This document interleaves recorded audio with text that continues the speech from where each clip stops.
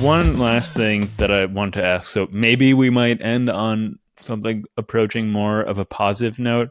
Is have there been, or do you foresee any developments in society, culture, politics, anything like that worldwide, the legal system that might lessen the pervasion of genocide in the future of humankind? So, I mean, there's no easy answer to that question. I think, what's going on in Ukraine today, maybe both a positive and negative example of, room for hope and despair, that these things still go on. So let me just tell you what's on my mind about that now, and maybe that's the right answer to your question. The despair comes from what the Russians did in occupied Ukraine, places like Bucha and others in occupied Ukraine, where they shot people randomly on the street, raped women, tortured people, clearly committing crimes against humanity. There are categories of international atrocity crimes, and crimes against humanity is one of those categories. And they're clearly committing crimes against humanity and war crimes and crimes of aggression, too. Are they committing genocide or not? Well, some people think they are. They've been close to, I think, 10,000 cases of war crimes being identified already in the occupied areas of Ukraine. So that's a source of, and what I would say is that, and there's an ideology, I mean, I should have mentioned that, there's an ideology, a Russian ideology, which denies Ukrainian nationality, denies Ukrainian distinctiveness. I mean, Putin has made this argument, suggesting that one of the things the Russians are after is getting rid of Ukrainians as Ukrainians, which would be genocide.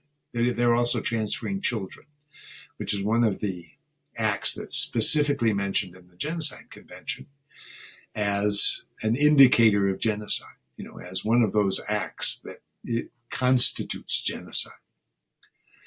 So there are all these indications of genocide there. And, it's up for the courts to pretty much, and historians, once we get a lot more information, to decide, look at all these cases and to put it together. And the International Criminal Court is doing so. That's a real sign, in my view, of despair. Meaning, in this day and age, out there in front of the cameras, genocide is being committed. Maybe. Who knows? We're on the way, or it looks like we're on the way. We don't know. Ukrainians may win, and who knows what will happen to those people they've captured and whether they'll stand trial for genocide. By the way, Putin has been indicted by the International Criminal Court for crimes against humanity and war crimes. So, he may stand trial one day. Who knows? You can't tell. So that's the sign of despair, right? I mean, it means that so what's changed, right? I mean, here we have it again, just like with Bosnia or with Rwanda. It's on our television screens, and we see it, and we see these dead bodies strewn across the landscape of Izium and Bucha and other places. We read about the torture and the mass killing and that kind of thing. So, it's just, humanity hasn't changed. Now, with that said, there are signs of hope. First of all, the International Criminal Court has been very active, which means it's collecting evidence. It's making it clear that it's involved. It's setting priorities for dealing with atrocity crimes. In other words, before Bosnia, certainly, people paid very little attention to atrocity crimes. Even in Nuremberg, as I mentioned to you, that wasn't considered the main thing at Nuremberg at all. But now the court and international human rights organizations, governments are paying a lot of attention, and they're publicizing what's going on. I think, and again, this is very tentative on my part, and I can't say conclusively. I think it's making a difference. I think that maybe the Russians are being deterred from committing more atrocity crimes. Let's face it, they're lobbing missiles into schools and into hospitals and that sort of thing. They haven't stopped, right, this sort of terrible destructiveness that can occur in this wartime situation. But this up-close atrocity, as far as I can tell, has diminished somewhat. And this could be because of international norms, international human rights norms. So if you get on Russian TV, as I sometimes do, and watch what they say, they're talking in those terms too. Although they're saying it's the Ukrainians who are doing all these nasty things, right? But they're also defending themselves in some ways according to these norms, saying, well, we are transferring children, but it's good for the children. We're putting them into homes. The Ukrainian children are receiving great, food and support and moving into homes and schools. A lot of this is lies. But the point is they're addressing themselves to international human rights norms. And so I think that those norms have been and are making a difference.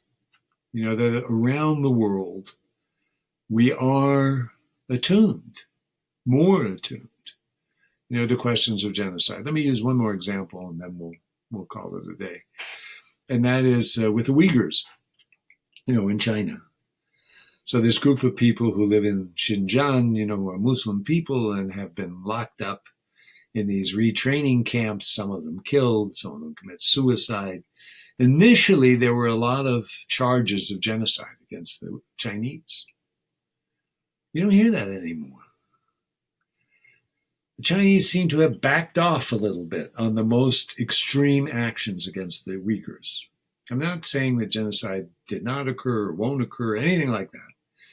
But it seems to me the Chinese are backing off and trying to defend themselves according to international norms.